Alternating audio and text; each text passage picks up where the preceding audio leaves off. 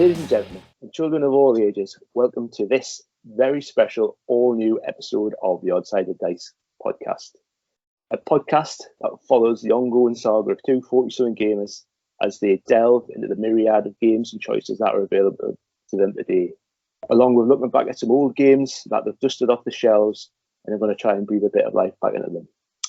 On this podcast, well, YouTube channel, I should really say, is myself, Ian, and my compatriot, who we can now have the joy of seeing on a regular basis, Mr. Kieran Burns. How are you doing, mate?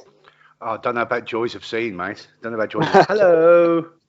Enjoy Hello, yes, we have pictures. We have joined said 20...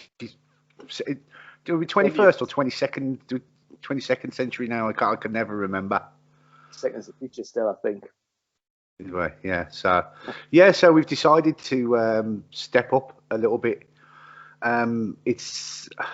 We haven't done something for a couple of months because we've been toying with the idea of this, so we had to do some little practices and just make sure we could get everything set up and try and use it how we can. So hopefully we're going to be dual platforming from here on in with the Odd Sided Dice, because we are obviously going to go more down the YouTube podcast route, because there seems to be quite a few of them coming out nowadays that are using YouTube as one of their outlets. But for those of you who are horrified from what you're seeing on the screen, and I know this is, it's going to be one of those ones if you're listening, we are still going to convert this into the standard MP4 podcast and still put it out in the standard way. So, we won't put you through having to, put up with my mush anyway. But I don't know, because Ian actually done his hair specially for this inaugural episode, I think. So, so we'll be there or thereabouts. Say again. It'll be interesting to see actually how many people listen to it on the podcast, or how many people watch it on the video. We'll see. You never know. I mean, because we're groups of, we're members of communities, other groups and stuff like that.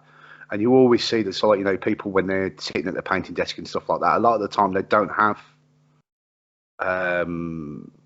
it's strict podcasts on. They always have something visual in front of them. So when they're painting away or modelling away, they can sit back and watch something for a minute and just switch off maybe for a minute or something like that. So I don't know. We'll see how it goes. We'll see how it goes. I mean, it's like I say, we're fledgling when we're doing this, and I'm sure as it grows, maybe hopefully touch wood and all the rest of it, that the quality will get better and better, etc. But we'll see how it goes first, and make sure we can walk before we run, shall we say, and all the rest of it, won't we? Yeah, I mean, we're essentially just doing exactly the things we used to do, but we just got the camera switched on, haven't we? Yeah, pretty much. Yeah, I mean, we were aware of when we were recording it that we used the same technology for talking to each other anyway. So it was a case of, it was just a next logical step really, and we'll just thought, let's see what happens. I mean, we were always a bit wary that having the cameras on when we were doing it over the internet, the cameras tend to draw a bit more bandwidth out of the old, the Wi-Fi and all the rest of it. So we're always a bit worried about, would that affect the quality of the audio? But we thought, we've got to jump in at some point, so we might as well do it now. We've got the option of the platforms to be able to use. So there we go. We're part of a visual hobby as well, so it is nice to say, like, have I got? I mean, you say it randomly, but like, I've painted that today. I haven't, but you know what I mean. I've got, we can physically put things up in front of us, so it's just nice to explain it. I mean, I can't remember. I had a conversation with somebody.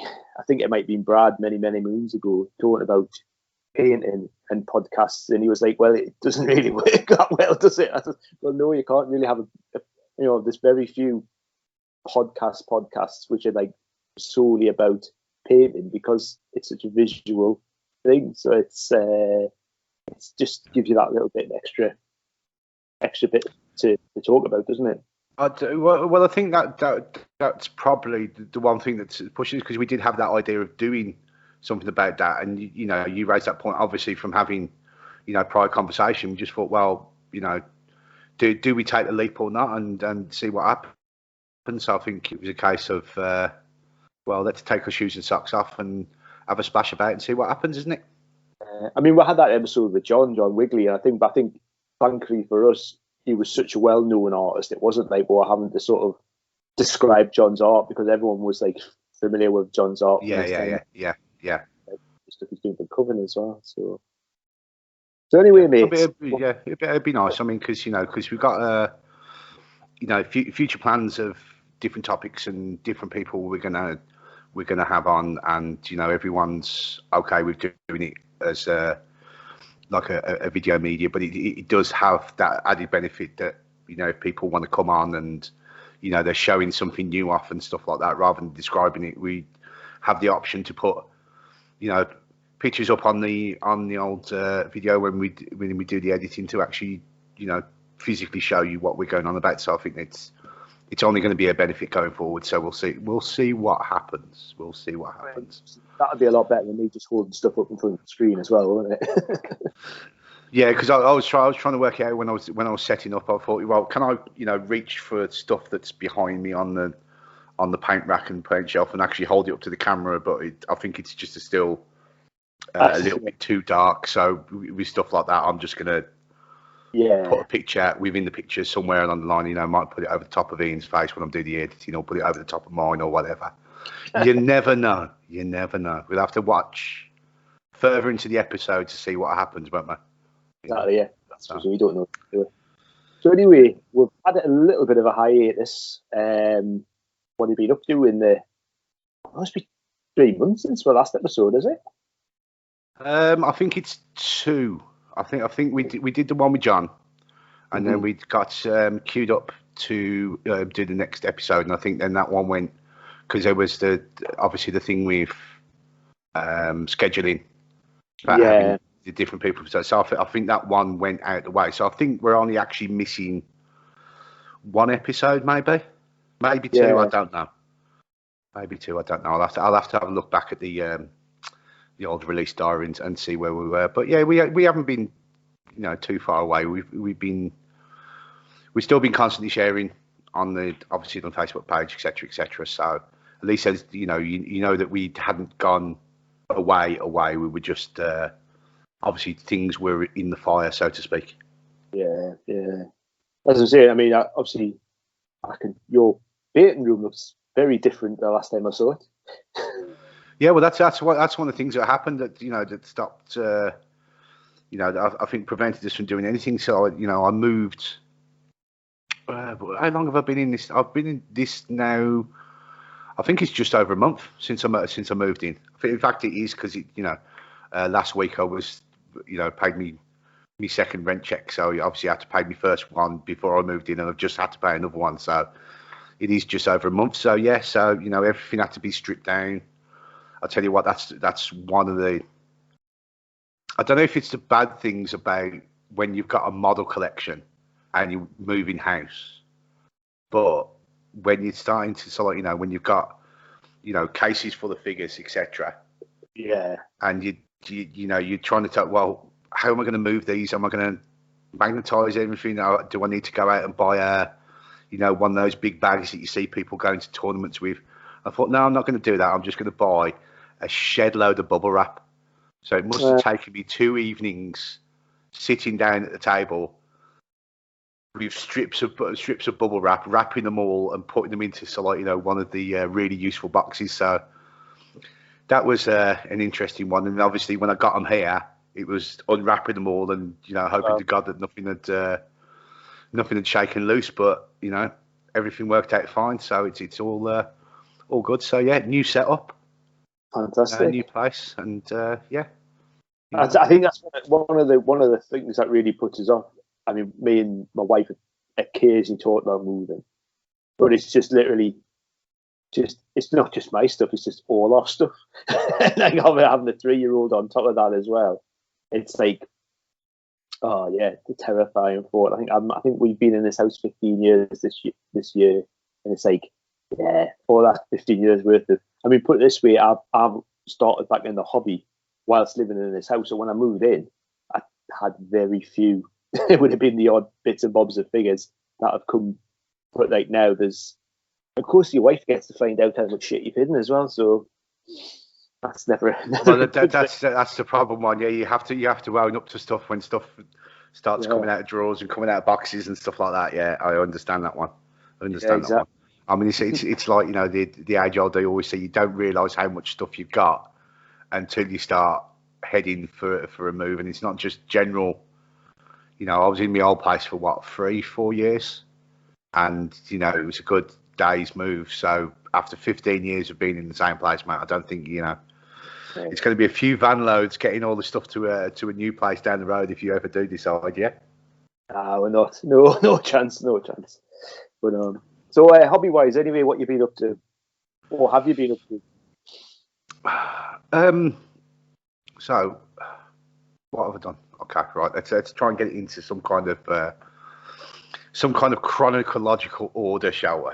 Here we go. That's a big word. I haven't started drinking yet, so obviously I can get that word out. Well, anyone who knows the kitbashing side of stuff. It's taken a real upwards trend at the moment. I mean, I every time I sit down, it's like, you know, grabbing bits and just putting random bits together, and it's. I want to blame it on Instagram, to be quite honest. I'm going to blame it on Instagram for the time being, because there always seems that every time I switch it on and every time I go through, you know, the people that I follow, there's so many different little things where they're saying, well, try this, you know, here's a theme, see what you can do with it, and this, that, and the other. I mean, we had me versus battle via the guys known as Warhammer on Instagram. So that was a weekend build for that. You know, that was the one I did the play on the Necromunda hired gun cover guide a few, you know, a couple of weekends ago. It was very cool. Yeah, but there's one group of like builders who are absolutely awesome creators who keep passion. There seems to be a new theme about a Dark Imperium 28. Mm-hmm. So it's building off the Ink 28 stuff, but you know, the guy who's running it, he's putting a bit more backstory into it, and I'm hoping there's going to be some kind of campaign set around it or something like that. I think that's the way he's going with it. So he's looking at, you know, making Inquisition type war bands, and it's just, you know, you've got basically free reign to come up with whatever you want. So again, that one's been put into things. So that's the one. If people on the Facebook can go and have a look, it's the one where I've been doing the split between the Primaris and the Stormcast, so the half and half stuck together. Yeah. So I mean, I can't go back to normal Marines now. I can't go back. Every time now I do a Space Marine, it's going to be a half and half. That half of, you know, technology and the old school look of the you know, the greaves and stuff like that you get with the Stormcast type stuff. I don't think I can go back to normal Space Marines. Let's put it that way. So, but I am doing a Space Marine build.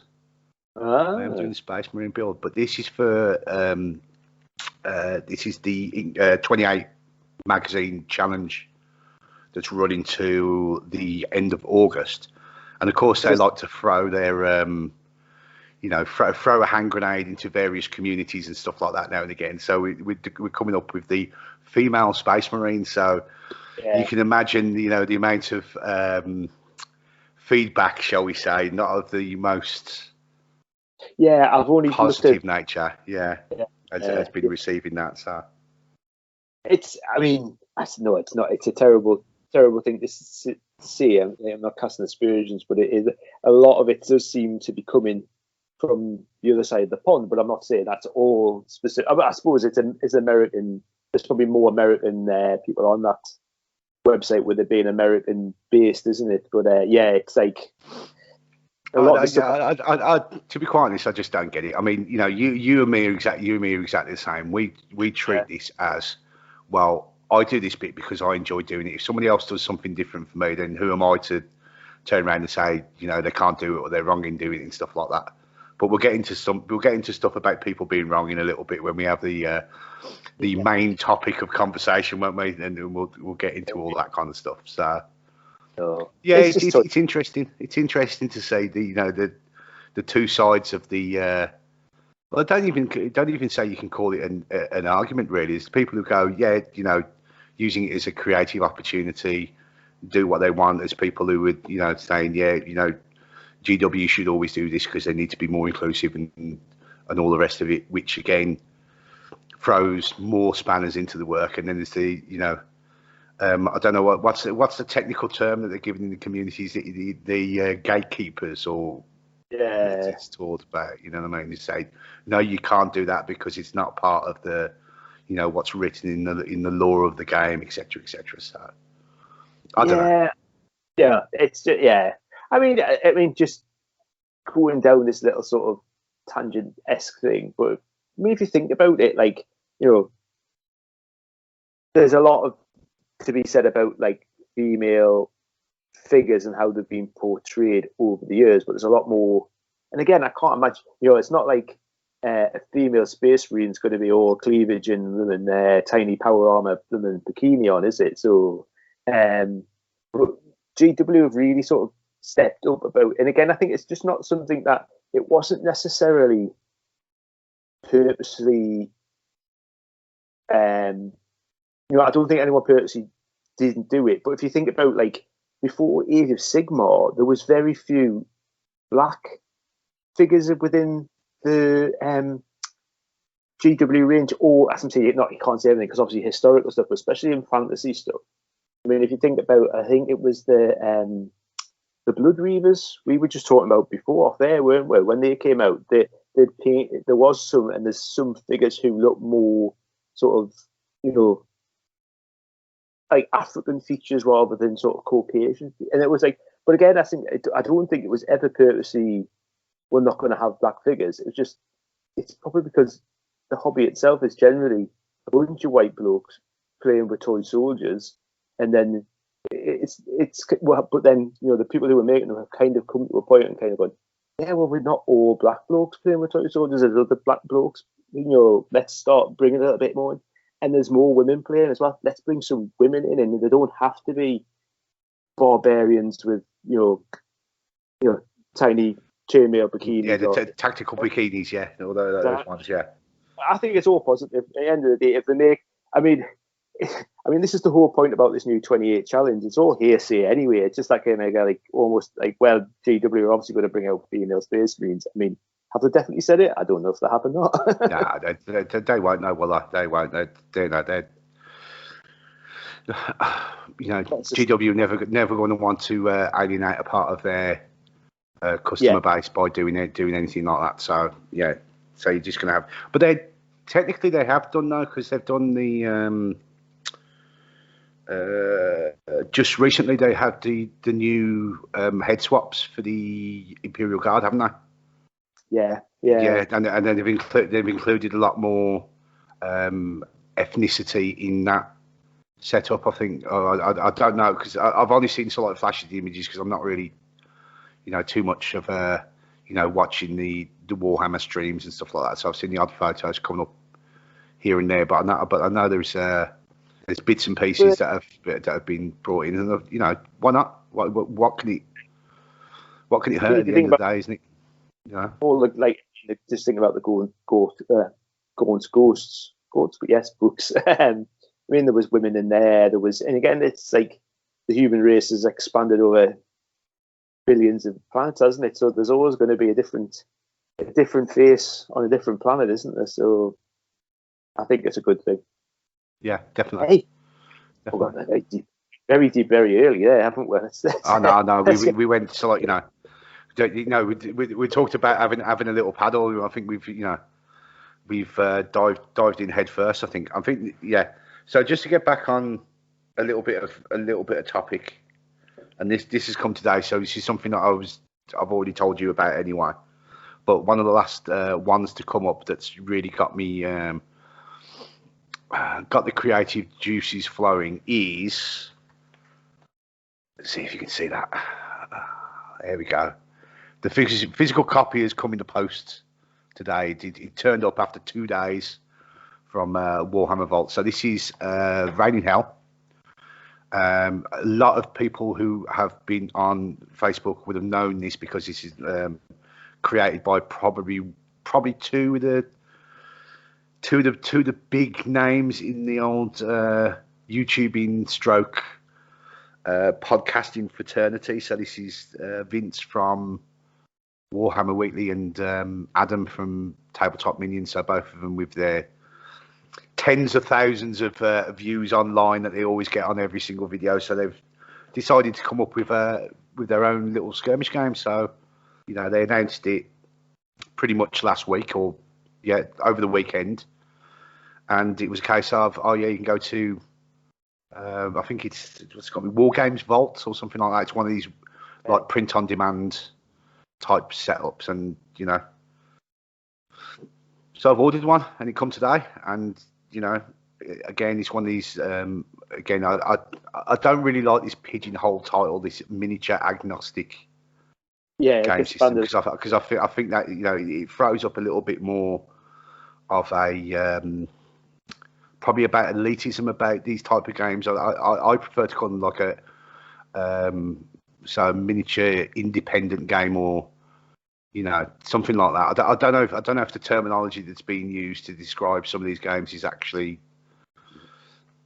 for my opinion it is actually spot on how I view said game. So but I had a quick read through and stuff like that. So I might have a copy for yourself as well, so I'll send that up once I get the copy as well. So at least you've got it as well to start going through and see what you've got in your collection that you can use for stuff as well. So there's a few bits that I'm just got random bits out of a box and just started sticking stuff together and see how weird and wonderful I could get with it all. And for the last couple, for the couple I've done, I think they've turned out all right. So I can't wait to see what I do when I start slapping a bit of paint on them. So that's it. Good stuff. So there we go. That was a bit long-winded. I've done quite a bit when I think about it, but bought an airbrush as well. There you go. There's the last one. Oh, I still can't take the plunge on the airbrush. No. I think I just know so little. Yeah. It's just I'm not sure where. It's not one of the big ones. It's one of the ones you see the ones with the small little. You see them on eBay. They're advertised. They're nail art ones more than big compressors and things. But I just thought all I want it for basically at the moment is just primer and stuff like that. So once I get used to making sure I can get the primer out, making sure I can keep it clean so it doesn't break down and stuff like that, then I'll think about stepping up to something else. But at the moment, I just want it for that, and we'll see how it goes. So there we go.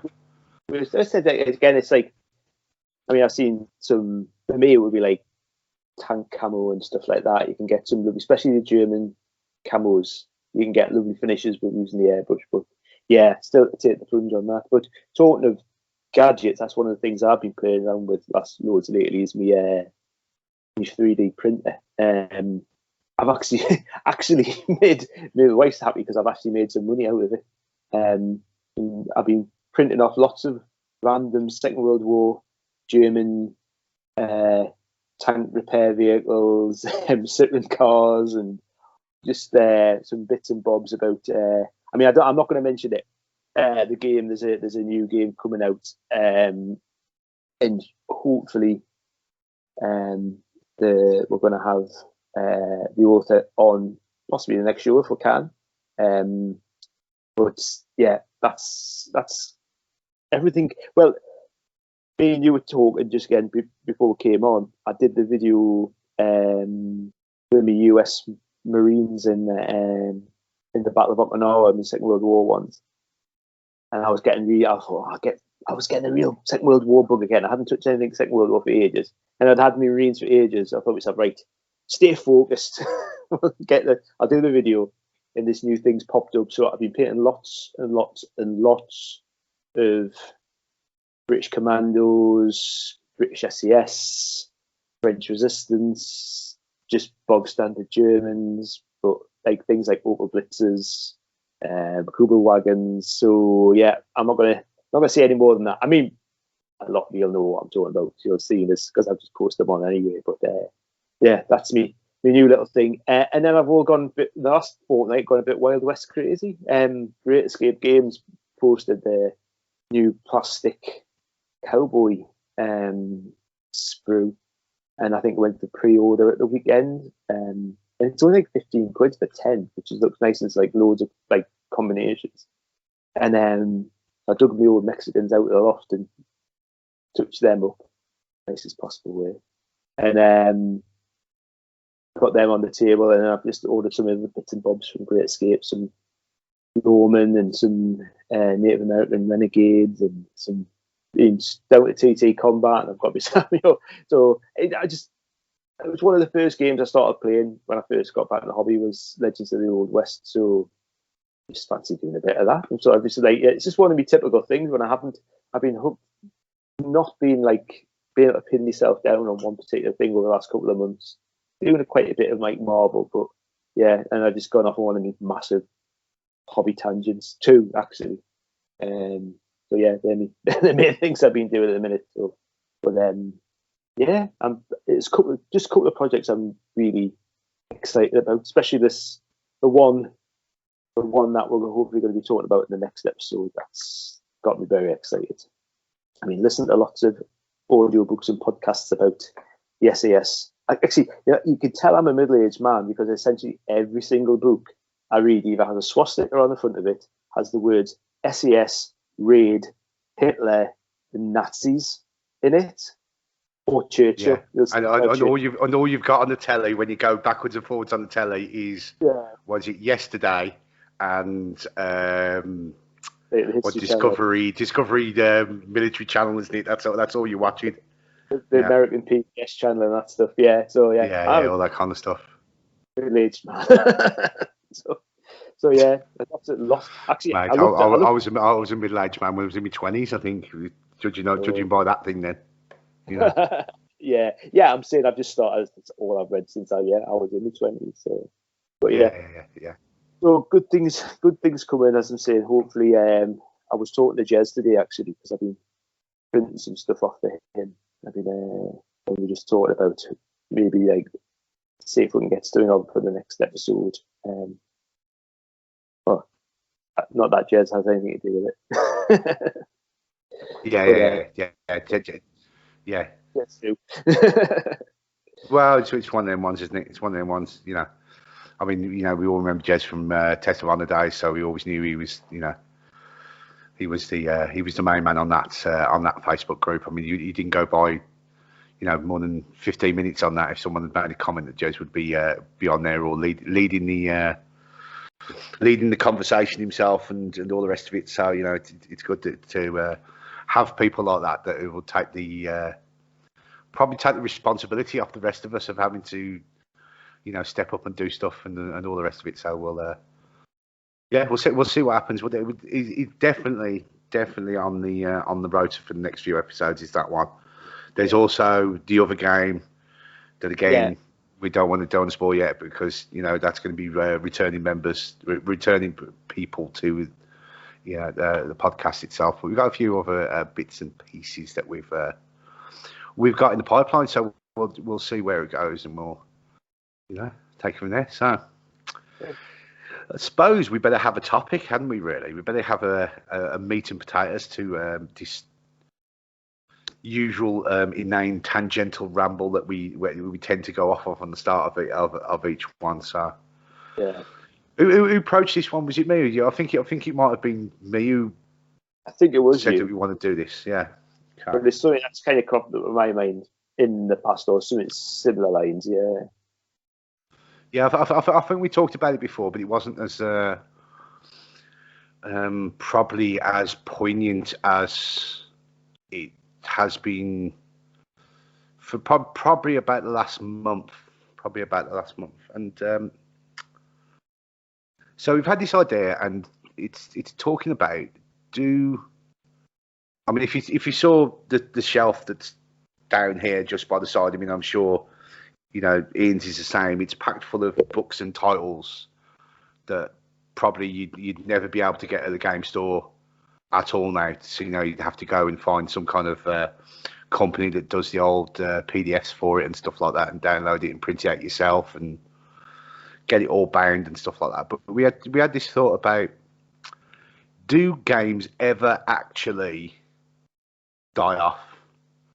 Now, when we, the reason why we approach this is a bit of reaction to stuff that was going on around the internet about games channels, especially in relation to Games Workshop and what they had with their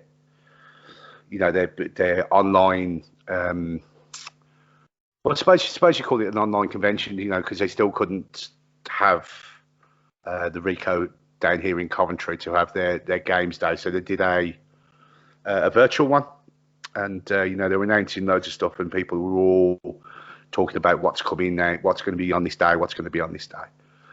And then when it was all said and done, a lot of the feedback and a lot of the stuff was talking about games that didn't seem to get a look in that what they were talking about over that week, and you thought you'd be some kind of big reveal like other companies, like I know Mantic do a big one when they talk about what they've got in the pipeline for the next year, and they go through all their titles and everything and say this, that, and the other. But because stuff wasn't mentioned, there was a lot of talk and a lot of vitriol in some cases. We're talking about that certain games obviously are not going to be supported anymore, so therefore they are now dead games, and that to me never really stuck, because I don't think that any game ever goes away. No, that's hard. Yeah, I think a lot of the time that people see that, well, if it's not supported by the company that produced the game, so if the company that produces the game obviously steps aside and say, oh, we're having nothing more to do with this title anymore, then somehow, some form, that means that a game cannot carry on. And I don't think that's true. I mean, because we're talking about the game we're talking about, the game that's triggered this is obviously Kill Team. Mm-hmm. Kill Team, one of the semi-big titles from GW over the last few years, was often got support, and then it seems that it's not getting anything new coming down the pipeline that's in the production schedule, except that GW today, I think, put their FAQs out for all their 40k titles, and there was FAQs and erratas in there for all the Kill Team books. So I think if they were actually pulling the plug on it, they would never actually bother to put any of that information up. I mean, I don't know if it's old information from years gone by, that it's just they've just lumped it up on the website to show that it's there, or whether it's a case that there is new answers to FAQs and new answers or new information in the writers in there. I haven't really looked at it, to be quite honest. But it just seems that I think certain, and it always seems to be. Now, this is again not generalisation, like you sidestepped a little bit earlier. But it seems that followers of a certain company's titles will say, well, if the company doesn't support it, then I can't play it. Yeah. Kind of thing. And to me, it sounds a bit ridiculous, and it sounds a bit wrong, because a lot of people would spend quite a lot of money on game titles and collecting models and collecting figures and everything. So, well, okay. So what if the company pulls their support with it? Why does that stop anyone from playing the game? Yeah, I mean, you kind of almost touched on it there, I think, Kieran, is that, I mean, let's say, using GW as an example, you've got to think, there's still a younger clientele that they have, who don't necessarily have a wider knowledge of other gaming companies, so they're very focused on GW, and they're focused on the way GW do stuff. So if they say, like, Age of Sigmar comes out and there's new armies and stuff coming out all the time. But again, it's a same that they've always done, because let's go back to like year 2000. You went to the Games Workshop, there would be Warhammer Fantasy Battle, there would be Warhammer 40k, and there would be Mordheim, and there would be whatever the like Inquisitor. So there was only they only really ever ran 4 games. There was like the specialist shelf, but it wasn't really like it is now, when there's like in at the end of the day, like the 2 big ones, they've got the new armies and the codexes and the new figures, but then the specialist games, say like when Wartime came out, yeah, they brought stuff out, but when it did come to a natural end, but then people, well, right, that's all the gangs that are coming out. A lot more people would kind of go, well, I'm going to do a Witch Hunters one, but I'm not going to use necessarily. It's the kind of almost like, well, I'm not necessarily going to use the figures in the box. Now, I think a lot of people who are into 40k now are going like, well, Space Marines are blue, and Chaos are black. It's always that kind of like what's on the box, and it's like, and again, it's no disrespect to people who play Warhammer games, GW games, but I think sometimes GW is almost like made a rod for their own back, because they massively support things now. So and there's so much stuff, and again, it's financially good for them. Obviously, if they can bring stuff out and they know it's going to sell, they're gonna do it. But like you're saying, for Kill Team, well, how much extra stuff can they bring out for Kill Team when it's all just 40k stuff anyway? I mean, yeah, there's like supplementary stuff. So I know they brought the annuals out, but again, it's that kind of like, maybe it's that little mentality. And again, I'm pigeonholing a little bit, but like a lot of people kind of GW, like specific people, and again, it might be younger fans that kind of go like, well, I can only play what's in the box, because they haven't had that wider experience of like kind of going, well, yeah, there's this scenario and it's these specific things, but there's no reason I can't change. So it's like you're saying, it's not necessarily that the game itself's died. It's just the people who are playing the game, are they letting the game die because they're not willing to breathe more life into it, rather because they're expecting the games company to breathe the life into it for themselves? I don't know. I've got a tangent coming on. Yeah, because this is because this is the example I was going to bring up. Because if you go back, and we're going to talk about, I'm going to bring up like one of GW's mainstay titles at the moment, Blood Bowl. Mm-hmm. Okay, so we had first, second, and third edition of Blood Bowl where GW was leading the production, but after third edition, then the management and the business model that GW was, right, it's only Fantasy Battle and Warhammer 40k. We're not interested in anything else. We're going to pull all the support for anything else. Now, if you look at, the players who took ownership of that game and then kept it going, yeah, I mean, that game was far bigger when these guys come in than it ever was with GW up until that point. I mean, because they set up a governing body, the NAF. They had world team competitions that people would go. People would travel to America, Poland, France, all the way around the world to go and play this game. And it's not until how many years ago it was that GW obviously saw them and gone, well, there's a market here now, and it's a market that's never gone away. So why aren't we making money off what is effectively our title? And then they jumped back in with not the last edition, but the edition before that. Yeah. So that just goes to show that even if a game loses its primary supplier, that a game, if the players take ownership and if the players who play the game still want the game to survive, if they take ownership of it, then there's no reason why a game can't go to even higher levels than what it was under the the company that produced its banner, so to speak. Yeah.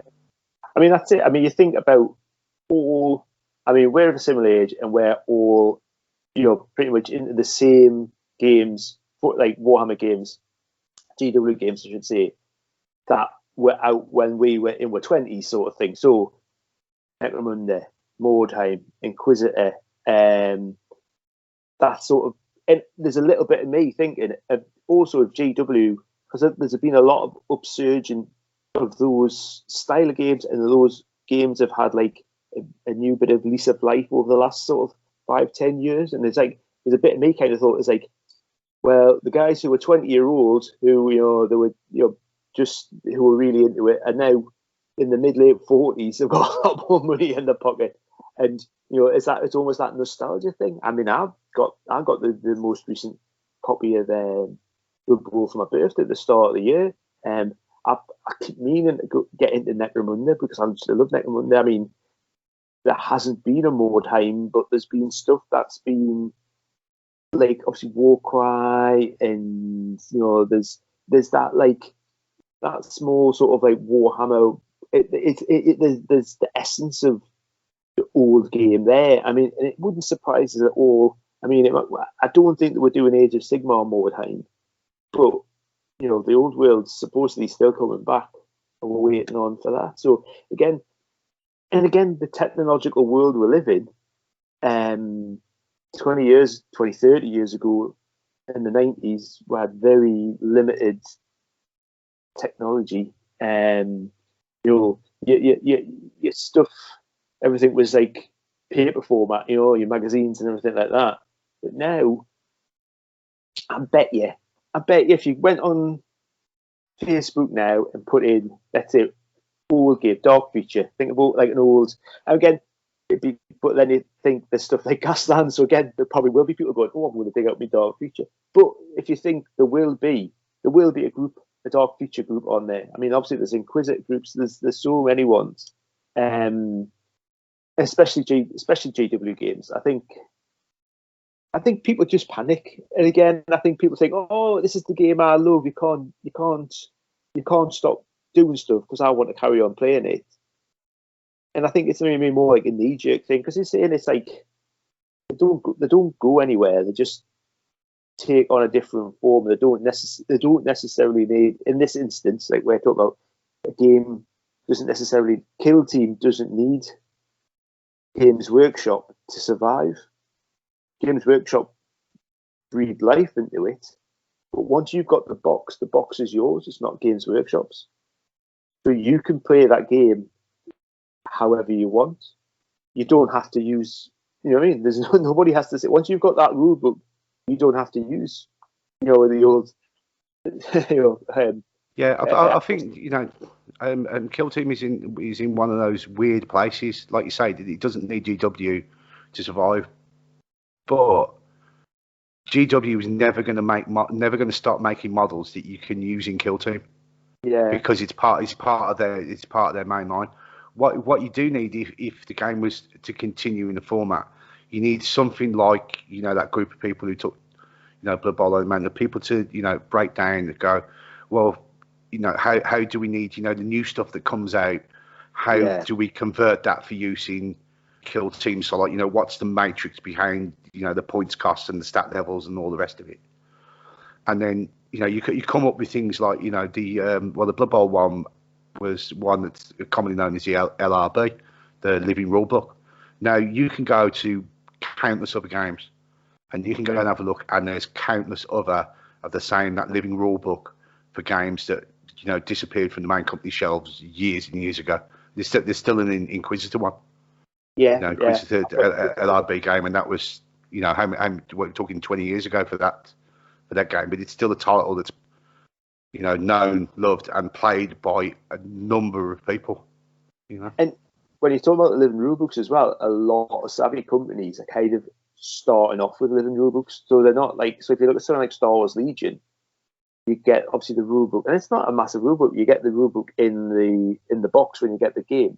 But if you go on, it's not Fantasy Flight anymore. It's Atomic Games, but I'm not presuming it's exactly the same. But there's a living rulebook on, so you don't have to buy the game, the box. You can get the end. It's a living rulebook, so any erratas get updated all the time. Which again, I suppose this is the difference again. We're talking technology, aren't we? 30 years ago, with like when Inquisitor came out, that was the rule book, and that's how. And there wasn't any erratas in them days, was there? There was no FAQs. Yeah. There might be a page in like a page in White Dwarf that you could stick in if there was something really bad, but that's once in the blue moon.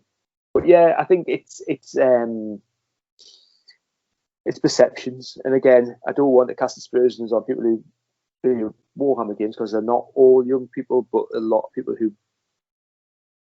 There is a lot of people who are into GW games who are only into GW games, and there's other stuff. You know what I mean? That it's almost like this is like I said before. GW have almost made a rod for the back because if they seem like they're supporting something massively and then not the other, then I think people panic and go, "Oh, my baby's dying," and it's it's. I mean, I think actually something you mentioned there about Kill Team and about like adding new stuff. One criticism I would have of the most recent Kill Team is like it felt when they did the rule book, they didn't kind of cover. Obviously, they couldn't cover everything, and it wasn't a game that had to cover everything because they were meant to be small combat squads. But you kind of looked at it and you kind of go, "It was something random like a Space Marine squad could have a rocket launcher, but a Chaos Space Marine squad couldn't have a rocket launcher. It could have any bolter." And it was like, well, why can't it? It's not like a huge difference, and it's just sort of like why, a difference between the space, and it was just a few sort of inconsistencies. I don't know if they've been changed, but yeah. Well, that was going to be so like my final point about this is that a lot of people who talk about games dying and so like but are also tend to be the same people who will be very vocal about rule changes and stuff that's missing that they don't like and stuff like that. It often goes, they'll go hand in hand with each other, so to speak. But if a company pulls their support for it, and there's stuff wrong with the game, and you're willing to take the responsibility for that, well, why don't you fix it? Yeah. Why don't you fix it to a point where it is the game that everybody wanted it to be, and then it's gonna grow. Mm-hmm.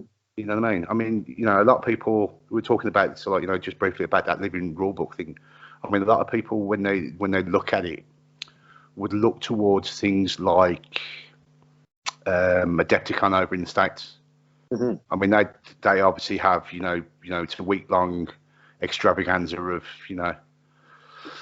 loads of 40 plus, loads of so the majority of them males, so like standing too close to each other in a hallway, so like throwing dice at each other and stuff like that, and all the rest of it. But a lot of them, they have their tournament packs. And for a lot of games, the tournament packs are taken on around the world with that's how the game should be run. So again, you don't have to look too far for updates to rules if the game is still going to be supported by the players. Yeah, and that's what it comes down to. I mean, support by the company is, I think, secondary to support by people who actually want to play the game. Because if you want to play it, you play it. And that's it. Exactly. I mean, that might be another bit as well, though. I mean, I know GW is so much better, like community-wise now. But if they stopped doing Kill Team and took Kill Team off the shelves altogether, it wouldn't be that. I don't think they would necessarily support someone externally carrying on the game. I mean, I suppose it's the same with like we were talking about the older games. There, it's like they would be left to do it themselves. And again, this is the point we're saying, isn't it? It's like, it's the company itself. And again, this is why a lot of people, GW fans, might be going, well, if GW pull because they don't realise there is somebody else who's going to take it on and continue the game. Yeah, I can't really. Well, to put my other to like cap on, wouldn't it be a good thing if someone did take over from the game? Because then, Yeah. it's still going to drive their sales. I mean, Mhm. although it's not going to be, to the level, it's still going to be revenue that's coming in for basically them not having to do any work outside what they're doing for releases for 40k for their, Yeah. for one of their flagship games. So I can't see how it would be. It's I probably mean, just I could see other companies being supportive, but then you think there's other companies who are a lot more supportive of other companies as well. You know what I mean? There's you think about Nottingham itself. There's so many sort of companies there, and there's interaction, and people know somebody who works here and works there. And I mean, if you think about Warlord and Mantic recently teamed up with the Black Seas and Armada, kind of where it's not a crossover, it's just they're using the same rules. You know what I mean?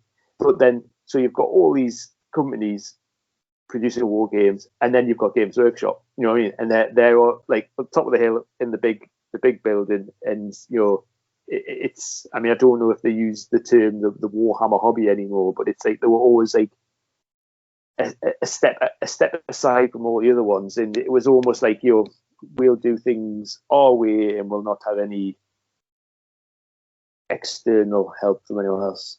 Sounds like I'm slagging Games Workshop again, doesn't it? well, you did used to work for a mate, so you got full reign. I mean, Yeah. I never did, so I'm not, No. I'm the good cop in this relationship. You just back Yeah. them down I with the just stick, why have to don't you? put my normal caveat in, just saying I love Games Workshop. There you go. Then. That's fair Yeah. enough. That's fair enough. I Yeah, always end up slagging them off though. yeah. Um, So a just slight, just to go on. Sorry, go on. that's just a slight twist from like the games die. One thing I kind of came to mind was not necessarily the games die, but games that almost I don't usually like die at conception, but you know what I mean, like who don't. I was like just looking at some of like my books that I've got, like rules books, and it's stuff, and you kind of go, oh, was a brilliant idea, but then nothing sort of came of it. And again, I was like, I've got quite a few of the Osprey Blue books, but then there was a couple, one in particular, but the Osprey do like the thicker hardback books. Obviously, the Burrows and Badgers, Frostgrave, the new Frostgrave, Stargrave, umpteen different ones. But there's like I was like looking, there's a couple, and the one that really stood out for me was they did one called, oh, is it Mad Dogs and Guns, and it's like a gangster game. Now it might be the fact that it's a gangster game and not many people are bothered about playing gangster games, but like Osprey have obviously put a lot of money in because it's one of the hardback books, but it just doesn't seem to be any sort of backing for it. And you think, in a way, maybe it's because Osprey are no GW, but they're a big publisher, so maybe they can take the hit and kind of go, well, we'll stick it out. I mean, obviously the blue books go out on a fairly regular, they come out, it must be 4 or 5 a year, probably even more. And they're going to have the big hits. I mean, obviously things like Gaslands, and I mean, Gaslands was a bit of it, and that spawned the hardback book, didn't it? But it's just sort of thinking like, how, why do games not take off? Is it just the wrong game at the wrong time, or is it just? I mean, because the rules for that, is it mobsters or Mad Dogs and Guns? I think. Is it just it was a gangster game? Nobody wanted to play gangsters. I mean, I bought some minis and never paid them, but it looks a I good don't, game. I don't know because maybe were they seeing there was, I mean, because that kind of that to me looks like that kind of model range that you'd use with games like that ties more into sort of like the pulp games Yeah, a little yeah. bit.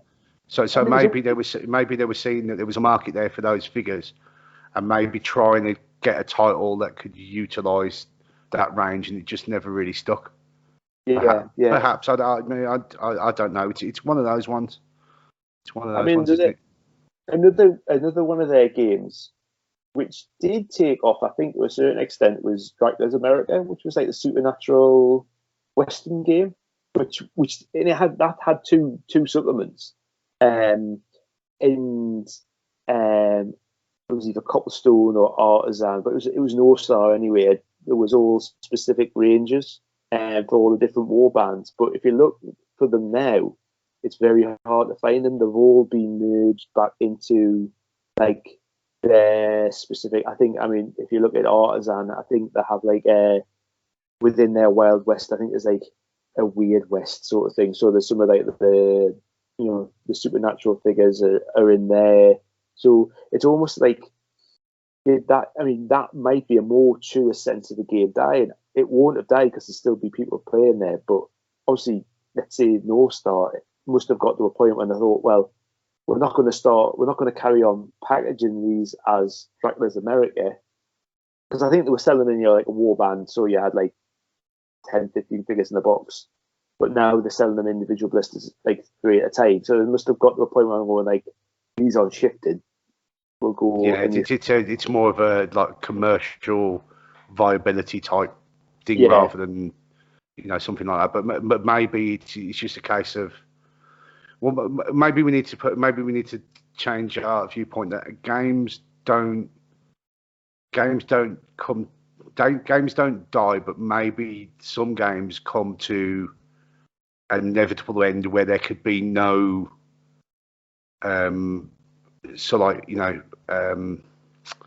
inflation of the narrative itself. It just meets that natural boundary point of where the game can't go forward any further. There's going to be no further development for the game, but it doesn't mean that the actual game's dead, so to speak. You know what I mean? Maybe that's a better way to round it off, possibly. It's like Terry Pratchett's Small Gods. You know what I mean? A game only dies, like a god only dies when no one is worshipping it anymore. So a game only really dies when nobody's playing it anymore. It doesn't matter if the company chess. You know what I mean? Yeah, I think even chess came out before Games Workshop, didn't it? I mean, people are still playing that. Yeah. There's not been too many expansions and FAQs and all the rest of it for that game for a few years, has there? I don't suppose, there you go. A games for life, not just for Christmas. There we go, mate. That's a nice way to end it. I'm actually just looking at my shelf now, seeing if there's any games on that shelf that I could evaluate myself as saying, well, I never actually see anybody playing it anymore. And I don't think I've got one. I don't think there's one there. There must be something somewhere along the line, but I can't really, off the top of my head.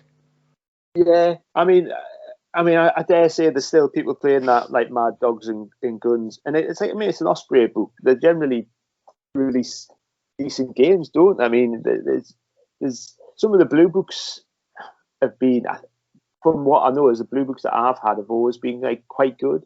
But I know some people have said, there's the odd one which isn't brilliant. I think there's or is it the sort of Ronin? I think Ronin was one of the ones that didn't get a very good one, but it was quickly followed by, well, not too long after, by Test of Honor. So I think that one sort of come out and then got quickly overtaken by Test of Honor, maybe, because I don't see those ones. What else is there? It was that. I think it was I think it's, I can't think what it's called, but I think it's like the ancient Greek naval game, and apparently that wasn't. But again, it's something I would never. I mean, obviously I've got some ancient Greeks through Mortal Gods, but I think I like my naval games, but I've got no interest in. But apparently it was like. But I think Osprey is a different kind of model. I mean, because they're not a game book manufacturer. They're more of a distributor for titles that they pick up. Yeah. Their mainstay is all the the historical reference books, isn't it?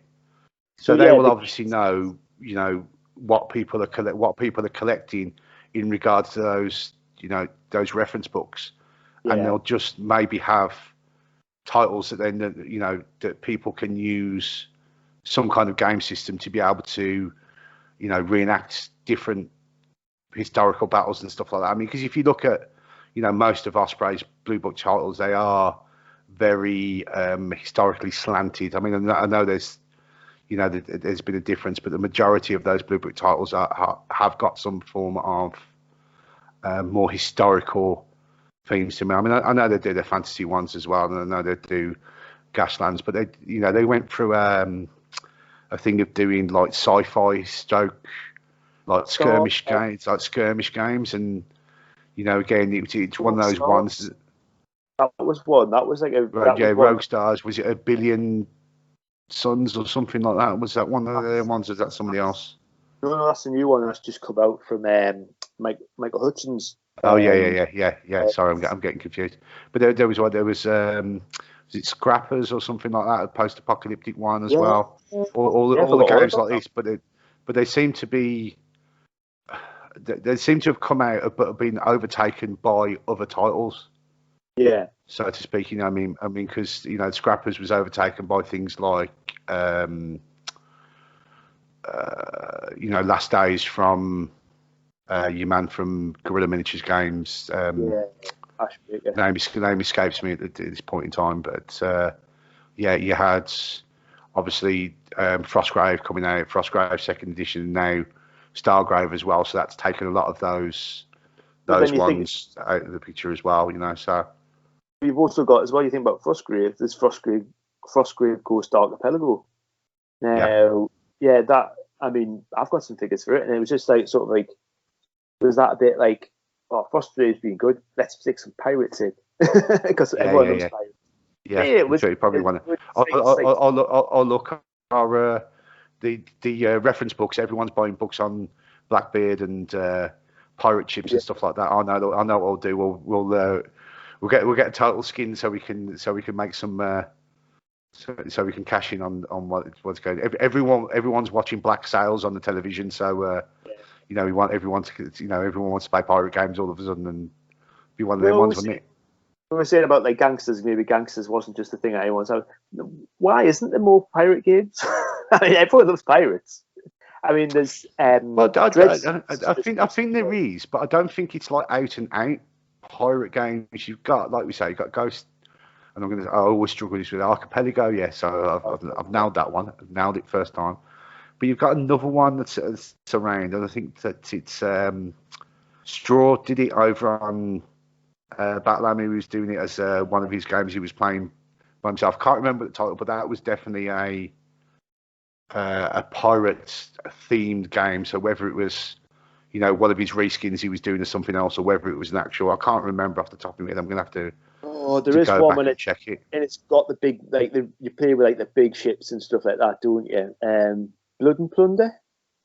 Is it Blood and Plunder? I can't. Yeah, let me. I'm gonna have to go and thingy now. I've just gone on Facebook. Actually, go off that tangent. I've just gone on Facebook, and Mad Dogs with Guns has 465 people who like it. So. It's not the biggest community in the world, but there's still a community out there, isn't there? You know what I mean? So yeah, exactly. Yeah, it's not. Yeah, it's not. So yeah, there's still 200 games could be played at one time. All them people got together. Yeah, definitely. Yeah, definitely. So yeah, it's a. I might have another look at that book. The thing is, you've got it, so you might as well. You might as well make a thingy of it, might you? Exactly, it's just small. I mean, that's the good thing with like a lot of Osprey stuff. It's just all small, big accounts anyway. Yeah, it doesn't take up too much room. Yeah, it's definitely that. Except they've just brought out a new Napoleonic game, and I was like, oh, this looks quite good. But then it was like, oh no, it's one of the ones when you need like, hundreds and hundreds of Napoleonic figures. I was like, no, I'll stick with sharp practice on that one. I think. Wasn't is it who's bringing out the Cthulhu one, the one with all the zombie ones, the zombie Napoleon? Who's doing that one? It's Joe McCulloch, isn't it? Yeah, so is that again through Osprey again? I think he's doing it like he did Rangers. I think it might be wrong, but I think he's doing it like off his own back. Right, okay. Oh, I tell you, it's like an army I've always wanted to do, but this would be perfect for that. Is the Brunswickers? all black. The badge was a skull and crossbones. Went back to the pirates again. They were what were they called? But yeah, they were like the Army of Vengeance or something like that. Basically, I think Napoleon had gone in and decimated the Brunswick, which was like kind of like one of the smaller Germanic principalities. So like the deposed prince formed his own little private army, as I'm saying. They were basically the most heavy metal Napoleon army you could get, all skulls and dressed in black. So I thought to myself, that would be good. They'll be good for that. Yeah, fair enough. Fair enough. There's always those ones. Always those ones. I'll have to get a photograph so I can go like this now. So we're gonna have to put a picture next to my finger of a Brunswick soldier. Fair enough. I'll have to send you one now. I've made the commitment. yeah, definitely. It's going to be all that. Yeah. So talking about putting pictures in, another Odd-Sided Dice seamless soiree into a completely different setup. Many of you would have, who have been following the YouTube channel, would know that we've been since the start of this year, be doing a bit of a thing on that channel. The majority of it has been the kit bashes that we've been doing in support of Models for Heroes, the charity that we're trying to support a little bit throughout the year by doing those kit bashes and then selling them going forwards onto eBay. Now, one of the things is because we're moving into this, we're going to look at maybe not doing the videos of the kit bashes themselves, because I don't think they really not took off, but they've got a little following, but I don't think it's one of those ones that's going to let us grow the channel too much, etc. If people still want it, then we'll come back to it. But what we're going to do is I'm still going to carry on doing those the kit bashes themselves. The models are still going to go up onto eBay, but what we're going to do, we're going to reveal them as part of each episode.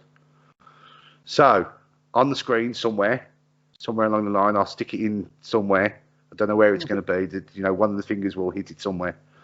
Because one of the ones I've done, I've already done 3 out of the 4 Chaos Gods going forward. So I thought, for this new one, I'm going to finish off the big 4 poppers, and then So this time it's probably one of the most favoured gods, because I think there's 2. The big ones now, isn't there? The other 2, Slaanesh and Zeech have gotten, a little bit lower radar, because you've got obviously, all the Death Guard people and all the, the Papa Nurgle one, which was the first kit bash we've done. So for this last one, decided to finish off with Khorne.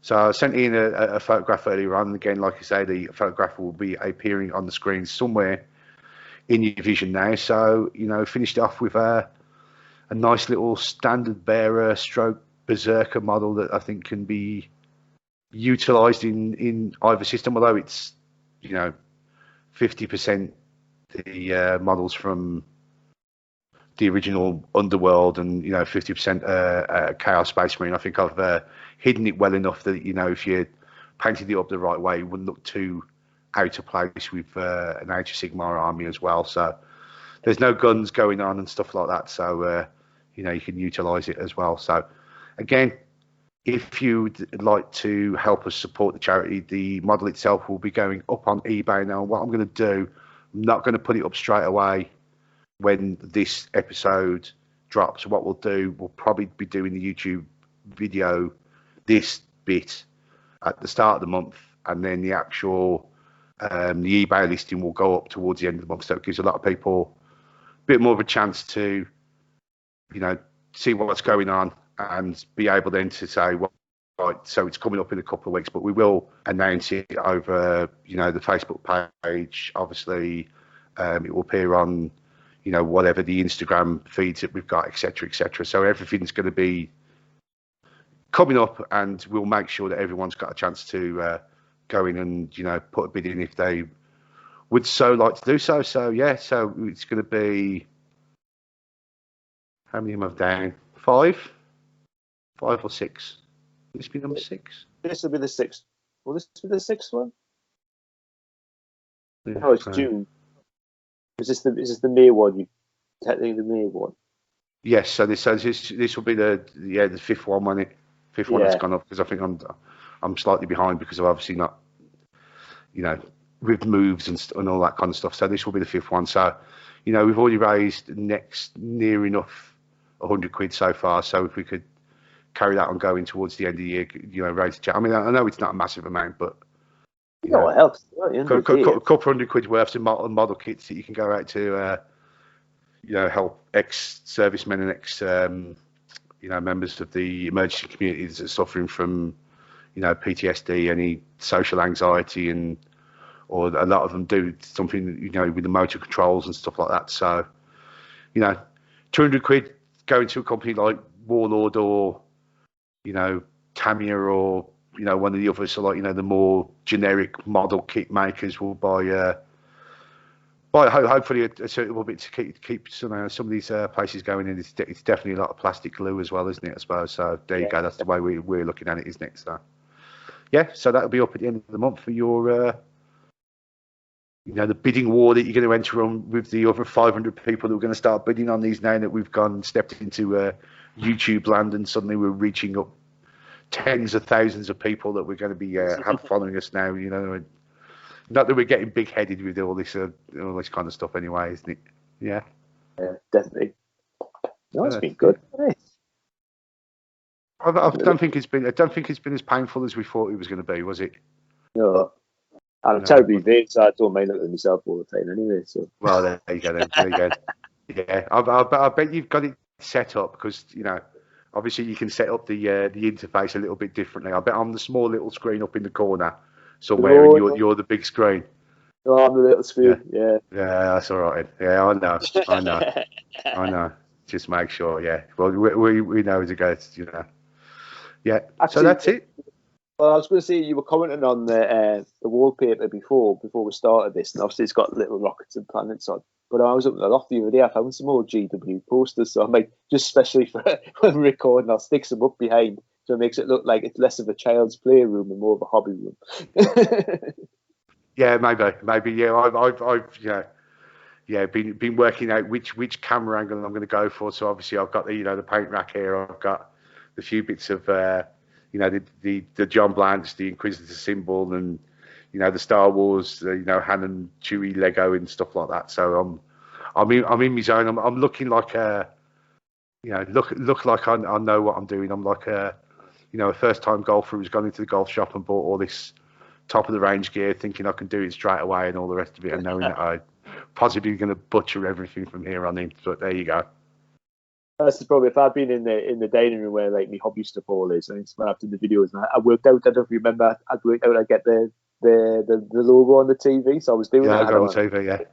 Obviously, that TV there is not. I would have to bring I think I had to do it through the Xbox, so I would have to bring the Xbox through.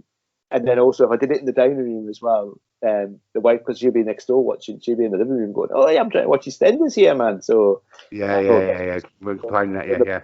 In the garage, anyway. That's fair enough then. It would soon come time when your lads old enough that the child's playroom will turn into the proper hobby room when you start. Barraging. Come play this game with Daddy, so I can spend far too much time in model shops with you and all the rest of it. Yeah. Yeah, I think it's definitely wife's getting a bit miffed because obviously, I mean, Noah's he's just 3.5 now, but he's because I'm still working from home and everything's on the dining table still. I haven't gone up. We've been meaning to turn the box room into office since obviously March last year, and I'm still in the dining room. But it's like the dining table's extended from the little hobby desk as well, so I've got loads of stuff all over it. And he comes in the mornings, I'll get him up, and he'll sit and watch the TV for a bit of Peppa Pig, and he comes through and he's like, "What you painted last night, Dad? What are these?" Especially if I've done some like Marvel stuff, because he loves, and he knows Marvel stuff so much. He knows all the characters. So I've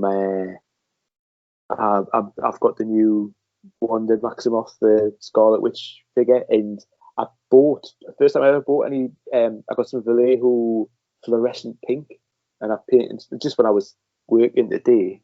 Obviously I was on my lunch break. But he was out. Leave that one, yeah. Steph doesn't work on a Thursday, so she had him down the park. So I painted the magic effect she's standing on in this pink. It looks brilliant. I've put a few bit of highlights on, but it works really, really well. And he's got this little voice, this little thing he does when he's like something's different. He realizes, and he sort of come in and he looked, and there was Scarlet Witch next to me. And again, she's still like, just, oh god. There you go. Well, I've switched myself off. No, you haven't. You're all right. You've just changed angles. Yeah, that's the problem. You're gonna have to rotate your phone round. Oh god, we're going so well. There we go. Oh no, you got again. There we go. You're there. You're back. Right, I can't see you. There we go. I've just put away. Yeah, but no, he just does this thing, and he just went, huh? Just because he realised something was wrong. But yeah, so yeah, he's definitely going to be a little. Well, he might not be, but at the minute he seems like he's going to be a little war gamer, I think. Well, that's it. We'll see. I've got my two, so we'll see if the thingy comes out in them as well. I don't know. We'll have to wait and see. I suppose I'll have to wait and see. Yeah. But all good. Yeah. So I think I finally got back to where I was. Well, fair enough. So I think that's us for the first. Well, yeah, first podcast episode. Meet pictures. I think, and I'm trying to work this out. I think this is technically. Is this what 18th episode? Well, the last thing in the Chewy Bible is the write up for the intro for the 17th. Now I haven't. Yeah, it would be episode 18. Yeah. Yeah. So the 18th episode. Yeah. I never thought. Well, it's a year and a half now. It'll be, won't it? Yeah. So I think we'll start calling these now season 2. I think we've moved from season 1. We'll call it season 2, episode 1. Shall we? We'll move on. Yeah. Now we've got the technology. We have the technology. We can rebuild the podcast. Yeah. We'll say. Good stuff. So, yeah. So great stuff, guys. Thanks for watching. Yeah. That's going to be a good one to say. For those of you who aren't on the old YouTubes and are studying this the old way, obviously, if you want to see the photos of stuff that's going to be included in the YouTube video, then you're going to have to go to the Facebook page or the various Instagram channels. But thank you for listening.